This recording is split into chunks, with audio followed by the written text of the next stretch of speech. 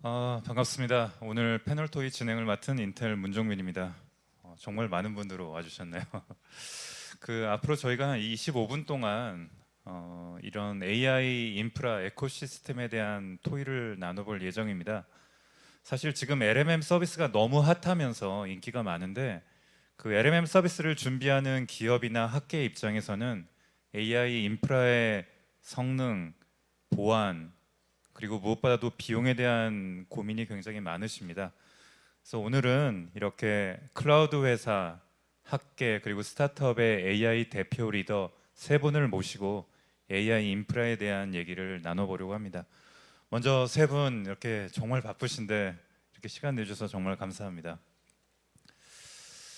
사실 이 AI께서 정말 셀럽 같은 세 분이신데 너무 유명하시지만 그래도 여기 참석자분들께 간단하게 먼저 좀 소개를 박사님부터 부탁드리겠습니다.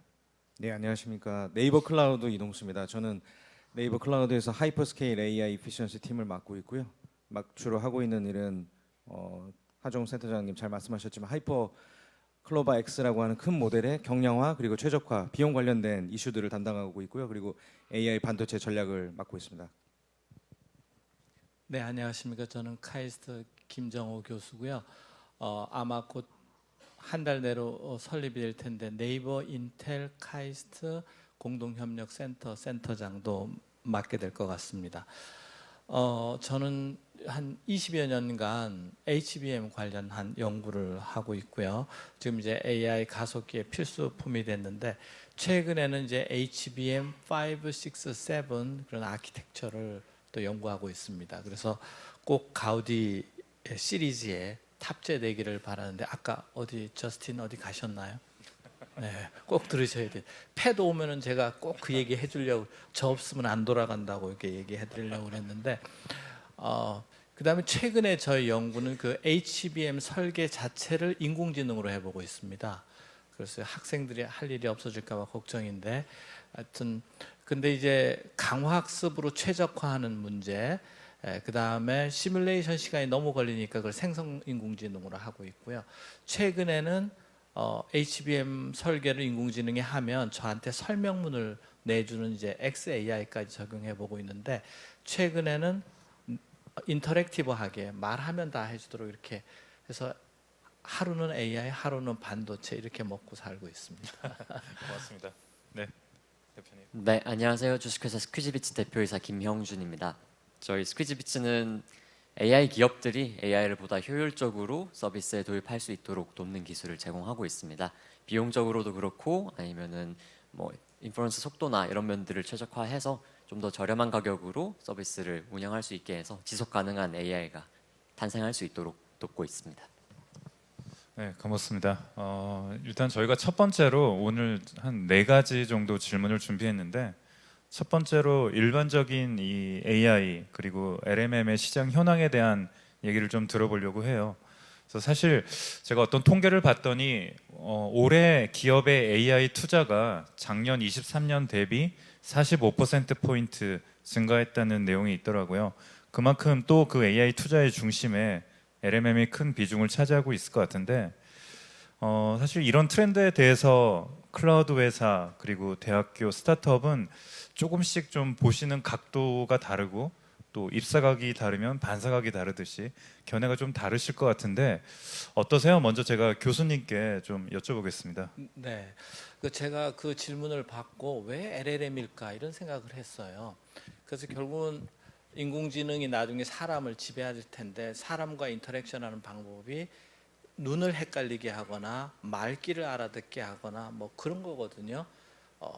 그 인공지능의 생각을 인간한테 접목을 하려니까 그런데 이제 그 CNN 계열로 갔다가 이제 LLM으로 가고 나중에는 시청각이 동시에 되는 이제 생성인공지능 이제 영화도 1분 만에 만들 것 같습니다. 그래서 거기다가 이제 윤리라든가 뭐 자아라든가 이런 게 넣으면 곧 AGI 시대가 등장할 것 같은데 이제 여러 가지 측면인데 효율, 그 스루풋을 높이거나 레이턴시를 줄이거나 전력 효율을 좋게 하거나 여러 가지 방향이 있을 텐데 저희 대학에서는 트랜스포머 모델이 갖고 있는 단점에 좀 집중해서 보고 있어요. 어텐션 메커니즘이 있어서 너무 계산량이 많고 메모리 사이즈가 많이 필요하고, 그다음에 이제 스루풋은 어디서 지금 바틀렉이 걸려냐면 메모리 바운드라고 그래서 인코더는 병렬화되어 있는데 디코더는 아직도 직렬화되어 있어요. 그래서 저희는 포스트 트랜스포머 LLM을 타겟으로 하더라도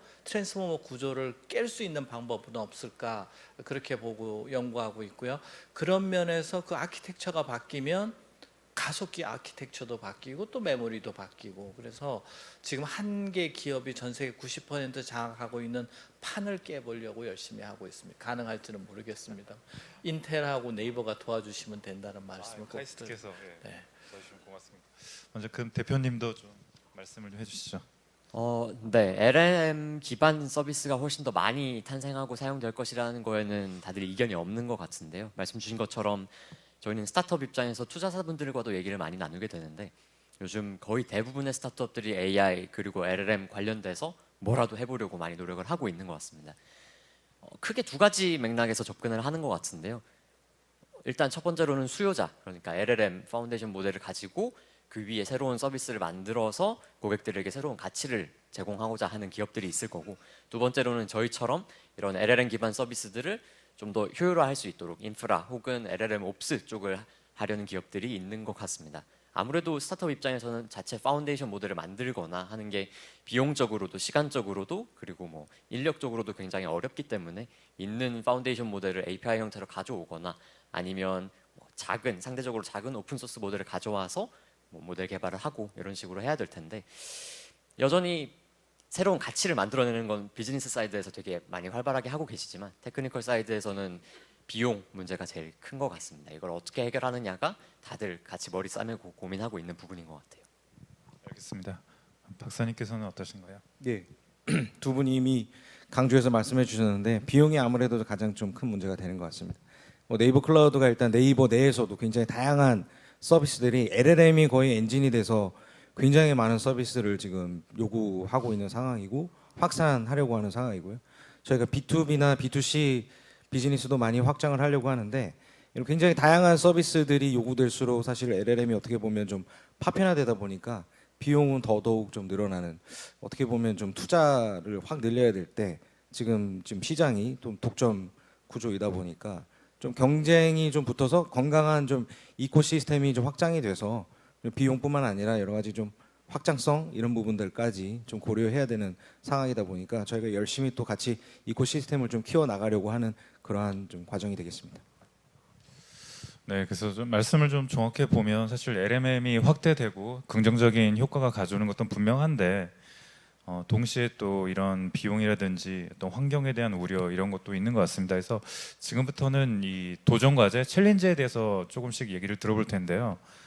제가 먼저 이동수 박사님께 사실 아까 하정우 센터장 설명해 주셨지만 이미 성공적으로 하이퍼클로바 운영하고 계시고 또 한국에서는 가장 큰 데이터 센터를 갖고 계시잖아요. AI 인력도 풍부하실 것 같고, 그래서 다른 기업 입장에서는 그래도 네이버는 좀 풍족하고 풍요로운 입장 아니신가 할 텐데 실제로 어떠신가요? 어떤 어려운 점들이 또 있으신지. 좀 굉장히 어려운 부분이 또 비용도 있지만 또 비용하고 또 연결되는 부분일 수도 있는데, 워낙 이제 LLM 서비스에 필요한 이제 LLM 모델 사이즈가 워낙 커지고 있다 보니까 전력을 사실 너무 많이 먹는다라는 문제도 있습니다. 그래서 그 데이터 센터를 지을 때 사실 뭐 몇몇 임원들은 부동산 전문가가 될 정도로 이 전력을 공급하는 문제가 워낙 좀 심각해지는 문제도 있고요. 그뿐만 아니라 사실 칩이 워낙 뭐 그렇게 고성능의 칩을 요구를 하다 보면 이제 안정성 문제까지 상당히 큰 대두가 되고 있습니다. 사실 여러분들은 많이 못 느끼시겠지만 뭐 반도체가 얼마나 오래 안 죽고 오래 돌아갈 수 있는지 이런 부분들까지 이제 걱정을 많이 하게 되는데, 이런 부분을 하다 보니까 저희가 아무래도 데이터 센터 쪽에 경험이 뭐 오랜 노하우를 갖고 있는 인텔과의 협력에 좀 기대감이 큰 것도 그 부분 사실이고요. 또 굉장히 좋은 결과 이미 좀 보고 있고요. 그러다 보니까 이제 클라우드는 AI 반도체 회사들과 굉장히 타이트한 협력을 할 수밖에 없는 구조고, 저희가 지금까지 많은 또 건강한 이코시스템을 키워왔던 경험을 녹여내서 이번 협력에서도 정말 성공적인 스토리 한번 만들어 보려고 합니다. 네, 파워 문제도 굉장히 심한 것 같습니다. 예. 그리고 근데 제가 또 스타트업 운영하고 계시는 우리 대표님께 사실 그 최근에 기사를 봤더니 포브스지에서 선정한 30세 이하 대표 기업인 아시아에서 꼽은 굉장히 영향력 있는 인물로 대표님이 선정이 되셨습니다. 일단 축하드리고요. 감사합니다. 그래서 이미 이렇게 대내외적으로 많은 인정도 받으시고 또 이미 시리즈 A 성공적으로 유치하셨고, 근데 그런 입장에서도 뭔가 도전 과제가 있다면 어떤 게 있으실까요? 뭐 여러 투자도 잘 받을 수 있었고 포브스 선정되고 이런 것들이 결국에는 글로벌한 마켓에서도 이 비용 최적화, 전력 효율 개선 이런 것들이 얼마나 큰 문제인지를 인정해 주는 거다라고 생각은 하고 있습니다. 그래서 다들 해결해야 되는 문제다라고 생각은 하고 있고 비용도 마찬가지인 것 같고요. 근데 사실 포브스 인정을 받아도 GPU를 구매하기가 쉽지는 않습니다. 이게 아무한테나 쉽게 주지는 않고요. 저희 같은 규모가 작은 팀들에게는 더더욱 이제 네이버 클라우드처럼 왕창 한 번에 구매하는 팀들에게 우선순위가 밀릴 수밖에 없고 단가 문제도 있기도 하고요. 그러다 보니까 네, 얻을 수 있는 GPU도 많이 없을 뿐더러 저희가 고객들한테도 하드웨어 인프라를 추천도 같이 해드려야 되는데 선택지가 많이 없다는 게 제일 큰 문제인 것 같습니다. 그래서 하드웨어 옵션들이 더 많이 생기고 그러므로 인해서 가격 경쟁력이 더 갖춰지고 그리고 저렴한 가격으로 더 높은 성능을 보장할 수 있는 인프라가 갖춰져야지 이 LLM 기반의 여러 가지 서비스들이 계속해서 흑자를 내면서 서비스를 할 수 있는 모델들이 많이 생길 수 있을 거다라고 보는데 그런 면에서 목마른 자들이 우물을 파야 되지 않습니까? 하드웨어들은 분명히 많이 있는 것 같습니다. 가우디도 많이 나오고 가우디도 이제 출시가 될 거고 가우디 3까지 그 위에 얼마나 이거를 스타트업들이나 AI 기업들이 쉽게 사용할 수 있게 도와주는 소프트웨어 스택이 많이 만들어질 수 있는가가 중요한 것 같고 그런 역할들을 저희가 앞장서서 할 수 있겠다라는 기대를 하고 있습니다. 고맙습니다. 그리고 교수님께도 이제 여쭤보고 싶은데 그 사실 카이스트 하면 AI 학술계에서는 정말 독보적인 위치시잖아요. 그 ICML 같은 대표적인 AI 그 학술 단체에 제가 알기로는 세계에서 5번째, 아시아에서 첫 번째로 많은 논문을 기고하고 계시고 있습니다. 네, 현장에서 학생분들하고 AI를 이렇게 개발하시면서 어떤 어려운 점들이 있으셨을까요? 네. 그 미국에서 나온 통계를 보니까 이제 뭐 통계 오류도 좀 있기는 있습니다만은 파운데이션 모델을 개발한 기관별 숫자가 나와 있어요. 근데 그 110개, 120개 중에 대학은 3개밖에 없더라고요. 버클리 1개, 뭐 스탠포드 2개, 카이스트도 논문은 많이 썼지만 파운데이션 모델이 없어요. 그래서 왜 이렇게 대부분 기업에서 우수한 모델이 나올 수밖에 없나 보면 GPU라고 부르는 가속기가 없어서 그런 거예요. 그러면 이제 개발하려면 학습 시간, 데이터 이런 게 있는데 시간과의 싸움이 돼버렸고 그거는 또 모델 파라미터 사이즈가 커졌잖아요. 그러니까 학교에서 할 수 있는 게 대개 뭐 검증 연구 뭐 이런 정도로밖에 되지 않지 않느냐. 그래서 이 학교의 가장 어려운 점은 GPU와 가속기가 없다. 그래서 제가 이따가 아까 가셨는데 저스틴한테 한 우리 가우디 3 1000대만 달라 이렇게. 예. 근데 이제 블랙웰 같은 경우 내년에 나오는 거는 한 1억씩 할 것 같아요. 그러면 완전히 쩐의 전쟁으로 바뀌어서 학생들의 창의력을 발휘할 기회가 상당히 줄어들어 간다. 우리 총장님 고민이 정확하진 않은데 1년에 우리 카이스트 서버에서만 나가는 전국기 요금이 한 20억 한다는 것 같아요. 그러면 좀 제대로 하려면 100억이 돼서 제가 그래서 총장님한테 네이버 가서 얘기 잘해서 우리 데이터 센터 3종 꽉 차면 우리 땅 주고 들어오자 그러고 대전시 보고 전기 끌어와라 그랬는데 전기값이 없어서 못한다고 또 그러시더라고요. 그래서 이런 문제가 지금 우리 기업이나 학교나 다 동일한 문제 아닌가.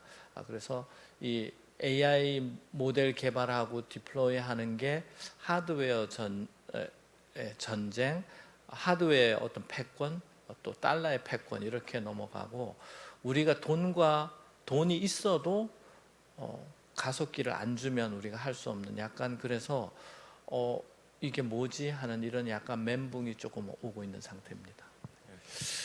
알겠습니다. 그래서 사실 또 이렇게 한국이 어떤 통계를 보면 미국보다 아직도 한 미국의 89% 정도 수준의 그 AI 현황이라고 하더라고요.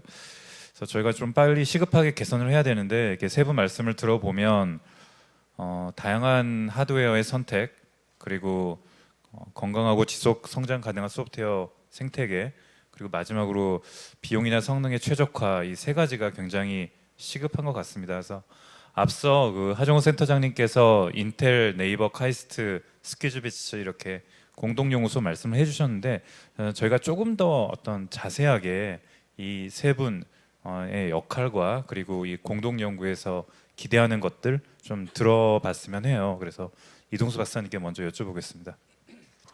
예. 김정은 교수님과 함께 같이 공동 센터장을 맡게 됐는데요. 사실 국내 선도적인 가장 큰 클라우드 업체 중 하나로서 굉장히 큰 책임감도 좀 느끼고 있습니다. 이 가우디에 기반한 생태계가 좀 성공하려면 몇 가지 이제 조건이 있는데 하나가 굉장히 좀 풍부한 소프트웨어들이 기반이 돼야 되고요. 그래서 LLM으로 뭐 LLM뿐만 아니라 다양한 AI 모델에 대해서 뭐 연구하시는 분들이나 사업하시는 분들이 저 바로 사용할 수 있는 갖가지 편한 소프트웨어들이 기존의 이코시스템에서 그대로 마이그레이션 돼서 여러분들이 특별하게 너무 하드웨어에 대한 특징을 고민을 많이 하시지 않더라도 좀 쓰기 편하게 그런 소프트웨어를 많이 좀 구비해야 되는 그런 책임감을 갖고 있고요. 또 하나는 이제 클라우드다 보니까 이제 굉장히 많은 검증을 하게 됩니다. 그래서 저희가 수많은 검증을 자체적으로 좀 거치면서 여러분들은 좀 안정적으로 바로바로 쓸 수 있도록 그렇게 좀 미리 준비를 하려고 하고요. 그래서 저희는 이런 공동 협력체에서 뭐 하정우 센터장님 말씀하셨지만 굉장히 많은 파트너와 플레이어분들 그리고 학계분들이 같이 참여를 해 주셔야 되기 때문에 저희는 그런 커뮤니케이션에서 어떻게 보면 좀 중심에서 많은 분들이 협력할 수 있는 그런 장을 만들어 드리려고 하고요. 뭐 대만에서 사실 얼마 전에 뭐 어제까지도 컴피텍스라고 하는 그런 굉장히 좀 부러웠습니다. 사실 굉장히 많은 분들이 거기에 굉장히 많은 분들이 한 번에 뭉쳐가지고 으쌰으쌰하는 그런 모습을 보면서 상당히 부러웠는데 뭐 한국은 좀 다른 부분들이 이제 소프트웨어라든가 IT 이런 부분들이 대만과 달리 굉장히 잘 돼 있죠. 그래서 한국에서는 뭐 물론 뭐 하드웨어도 굉장히 잘하고 있지만 이런 소프트웨어 쪽에서 좀 우리가 여러 가지 시행착오 겪었던 분들도 같이 한번 좀 고민도 이번 협력을 통해서 같이 공유를 해주시면서 좀 소프트웨어 쪽에서 많이 한국에서 좀 발전된 모습을 전 세계에 좀 알릴 수 있는 기회가 되지 않을까 이렇게 생각하고 있습니다. 고맙습니다. 교수님께서도 말씀 부탁드립니다. 네, 학교에서 이제 AI를 하는 여러 가지 목적이 이제 사회 기여하는 것도 있고 우수 학생들도 있는데 제가 요즘 두 가지 측면을 보고 있습니다. 이 AI 생태계가 완성이 되려면 물리 스택부터 소프트웨어 스택까지 다 일관된 인재를 양성할 필요가 있다. 그러니까 AI 모델, 서비스, 프레임워크, 뭐 컴파일러도 이해를 하고 반도체 아키텍처 SOC도 설계할 수 있으면서 저 디바이스 피직스 인터커넥션까지 이해해야 전체 이노베이션이 이루어지더라고요. 근데 보통 교수님들이 전공이 따로 있고 사이가 안 좋아서 학생들도 사이가 안 좋아 있고 이 전체를 경험해 본 적이 없다. 두 번째, 우리는 섬처럼 학교나 기업이 각자 자기 부품처럼 일했지 에코시스템을 만들어 본 적이 없어요. 그래서 이번 가우디와 그 다음에 하이퍼클로버 X, 그다음 또 학교에서 소프트웨어와 AI 모델, 이게 삼박자가 맞으면 새로운 생태계를 조성할 수 있는 경험이 되지 않겠는가. 그 과정에서 많은 창업 기업이 나오고 우수한 인력이 나오고 하지 않을까 해서 저희는 되게 좋은 기회라고 이렇게 생각하고 있습니다. 네, 저희 스퀴즈비츠도 NICL 프로젝트 안에서 나름의 기여를 하고 있는데요. 기본적으로 가우디 기반의 이제 LLM 서비스를 구동할 수 있는 소프트웨어 스택 개발을 같이 하고 있습니다. 뿐만 아니라 스타트업으로서 이제 우리가 계속해서 만들고자 하는 게 가우디 기반의 생태계인데 이 생태계가 오픈되고 더 많은 유저들이 참여하게 할 수 있도록 하는 어떻게 보면 앞잡이 역할을 할 수 있도록 노력을 많이 할 건데요. 생태계라는 게 그냥 일방적인 정보의 공유가 아니라 다양한 이제 소속의 기여자들이 본인들이 원하는 거에 대해서 이야기를 하고 원하는 피처들을 개발해서 기여를 하고 이런 장이 마련이 돼야 되는데 그런 것들이 초반에 이제 물 흐르듯 자연스럽게 활성화될 수 있도록 하는 마중물 역할을 하는 팀이 되고자 노력을 하고 있습니다. 카이스트의 많은 학생분들께서도 가우디를 사용하실 때 이제 처음에 많이 힘드실 거거든요. 그런 부분들을 중간에서 이런 시행착오를 우리가 먼저 해봤으니까 이런 식으로 하면 된다. 가이드를 드리는 역할도 하고. 학생들은 시키면 다 합니다. 그래서 걱정은 안 하시고 그냥 연락처만 제가 드리도록 하겠습니다. 네. 고맙습니다. 네, 그래서 지금 저희가 이제 거의 마지막 질문이 왔는데 질문이라기보다 사실 여기 계신 그 500여 분 가까운 분들도 각자 소속된 회사나 학교에서 또 AI 관련 중요한 일들을 하고 계실 거거든요. 그래서 그분들께 어떻게 보면 마지막 어떤 AI에 대한 꿀팁, 원포인트 레슨 뭐 이런 거 좀 부탁드리겠습니다. 박사님부터. 예, 제가 요즘에 이제 운이 좋게도 몇 군데 이제 강의를 가면 제가 마지막으로 항상 당부해 말씀드리는 게 있는데 AI는 논문도 있고 뭐 여러 가지 좋은 자료들도 많이 공개돼 있고 유튜브도 뭐 요즘 너무 좋은 것들이 많지만 직접 느껴봐야 됩니다. 정말 많이 코딩을 실제 해보고 돌려보고 가슴으로 느끼는 게 저는 AI 서비스라고 생각을 하거든요. 얼마나 많은 문제점들이 또 하드웨어라든가 기존 소프트웨어에서 그래서 더 발전시켜야 될 건 뭔지 직접 느껴가면서 봐야 되고요. 워낙 LLM이 빠르고 뭐 AI 자체가 빠르다 보니까 뭐 따라오지 못하는 것들이 너무 많다 보니까 직접 느껴야 되는 부분들이 굉장히 많이 있습니다. 그러므로 인해서 저희가 이번에 공동 연구소를 통해서 하려고 하는 비용 최적화라든가 에코시스템을 왜 확장하려고 하는지도 한번 같이 느껴보시면서 참여하시면 좋겠고요. 그리고 사실 좀 감사한 게 어떻게 보면 미국도 아니고 뭐 하바나가 원래 있던 이스라엘도 아니고 한국을 이렇게 선택해 주셨다는 게 저는 굉장히 좋은 기회를 좀 부여받았다는 거에 대해서 너무 감사하고요. 이번 기회를 통해 가지고 가우디 생태계 더욱더 좋은 결과로 생태계 더 확장해서 많은 분들이 좀 가우디 생태계에 좀 협력해 주시고 또 같이 느껴주셨으면 좋겠습니다. 예, 감사합니다. 대표님. 네, 방금 이동수 박사님 말씀 주신 것처럼 정보가 너무 많은데 그 중에 정말로 우리한테 필요한 게 우리 서비스 시나리오에 필요한 게 무엇인지를 잘 가려서 체득하는 게 중요한 것 같습니다. 그러려면은 말씀 주신 것처럼 우리가 어떤 걸 하고자 하는지도 명확하게 디파인도 해야 되고 이걸 실제로 막 공부를 많이 해가면서 어떤 툴이 우리한테 유용하구나를 보는 게 중요한 것 같고 또 한 가지는 저희가 많은 기업들의 AI 서비스를 최적화를 도와드리면서 느끼는 건데 POC 단계, 특히 LLM은 POC 단계에서 막 성능이 되게 우수하다 이런 쪽으로 많이 검증을 하고 나서 실제로 디플로이를 하려고 보니까 비용이 너무 많이 든다. 뭐 이거는 득보다 실이 더 많다 판단을 하시는 경우가 되게 많은 것 같아요. 그러니까 개발을 하시는 단계에서부터 우리가 제공하고자 하는 가치가 어느 정도의 밸류인지 그거를 서포트하기 위해서 우리가 얼마나 투자를 할 수 있는지 이런 것들을 같이 고려하면서 개발하는 단계부터 최적화 같이 고민하시는 게 중요한 것 같다라고 말씀드리고 싶습니다. 고맙습니다. 자, 교수님께 부탁드리겠습니다. 네, 제가 생각보다는 좀 연식이 됐는데 요즘 AI 공부하느라고 제 머리가 다 빠졌는데요. 근데 제가 몇 번 인생에서 잘 찍은 게 있어요. 어차피 이게 인공지능 찍는 거 아닌가요? 와이프하고 살아보니까 잘 찍었다 이런 생각도 들고 그다음에 제가 원래 박사학위는 뭐 물리학을 했는데 반도체로 바꿔서 취업을 하면서 지금까지 온 거예요. 그 이후로 삼성이 뭐 몇십 배 지금 성장하지 않은 잘 찍어서 그래서 꼭 여러분 기억하세요. 제가 1983년에 PC를 처음 구경했어요. 학과 사무실에 애플 8비트가 처음 있은 거예요. 그 전에는 IBM 360, 370 여기 IBM 계신 분들은 뭐 그런 시대 아니죠. 펀치 카드로 이렇게 프로그램하고 이렇게 포트란 짜고 이랬는데 83년에 8비트 컴퓨터 애플 한 대가 딱 학과 사무실에 있었어요. 그거 갖고 공부했는데 그리고 84년에 미국에서 유학 갔다 오신 교수님이 IBM XT80 갖고 와서 와 이런 것도 있어. 근데 지금까지 그 PC 시대가 열렸잖아요. 또 한 번 그런 깜짝 놀란 계기가 언제냐니까 96년 같은데 넷스케이프인가요? 처음 인터넷 천리안 쓰다가 처음 인터넷 쓰던 시기에 깜짝 놀란 거 재미있는 거. 그래서 지금 인터넷 시대가 왔는데 요즘 AI가 그런 것 같아요. 제 느낌에 앞으로 30년 가지 않을까. 그래서 여러분이 사업을 하시나 커리어하거나 점 있고 AI로 가시면 좋은 일이 많을 것 같습니다. 예, 아까 저희 그 저스틴도 키노트에서 이제 It's just beginning이라고 말씀하셨는데 네. 맞는 것 같습니다. 아, 시간이 이제 마무리를 할 때가 됐는데요. 그러니까 저희가 이렇게 짧게 얘기를 나눠봤지만 다들 비슷한 생각이신 것 같아요. 저희가 다양한 하드웨어 옵션 그리고 소프트웨어 에코시스템. 사실 저희가 지금 말씀드리는 이 생태계는 여기 계시는 다양한 뭐 유통, 제조, 공공 그리고 자동차 이렇게 많은 산업 분야에서 이 에코시스템 관심을 가져주시고 또 컨트리뷰션을 해주신다면 그 혜택을 같이 누릴 수 있을 거라고 저는 생각합니다. 오늘 이렇게 다양한 각도에서 너무 심도 깊은 의견 주신 세 분께 존경과 감사 말씀 드리고요. 앞에서 경청해 주신 참석자 분들께도 감사 말씀 드립니다.